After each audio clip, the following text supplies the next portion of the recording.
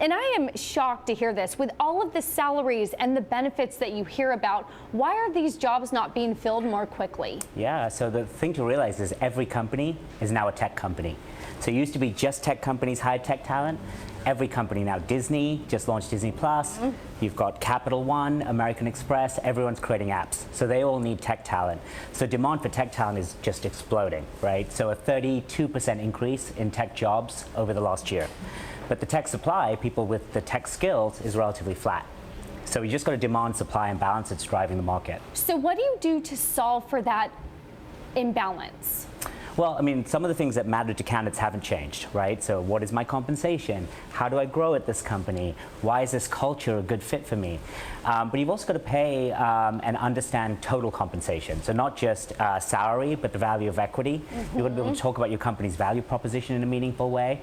Those are the ways you win in this market. What is the most valuable of those that you just mentioned to candidates, between salary, between equity, between work from home days? Yeah. What's the most valuable? So right now it's salary still. That goes up and down in tech hiring, depending on sort of whether there's a boom or a bust cycle. I think at the end of what looks like a long boom cycle here, people are thinking about cash over equity.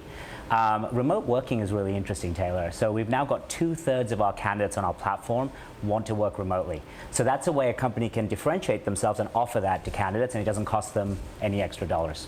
Within tech, where is the biggest supply and demand disconnect? We're seeing it across tech. It's in software engineers, but we're seeing areas like blockchain engineers, security engineers really explode. But you could look at all engineers, even DevOps, backend engineers. Just demand is just vastly outstripping supply. So what do you tell employers? Do you tell them to maybe train more software engineers? If they can't find these candidates externally, could they provide training services? Yeah. How do you close that gap? Well, first we tell them, and CEOs are already there, that their hiring funnel is as important as their revenue funnel. So they've got to think about how good they are at hiring.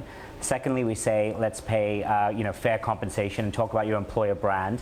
And the third is diversify the pool, right? So look, particularly for engineers, for folks who might not have gone to the same universities or got the same degrees, but are self-taught and have great skills. And if you have a platform, our platform does this, where you can evaluate skills, not just where you've worked or how many years of experience you have, those are candidates that could be great for your job. So I'm trying to figure out at what age this problem starts to get solved. So let's say I graduated school and I didn't become a software engineer, but my kids perhaps would go to engineering school.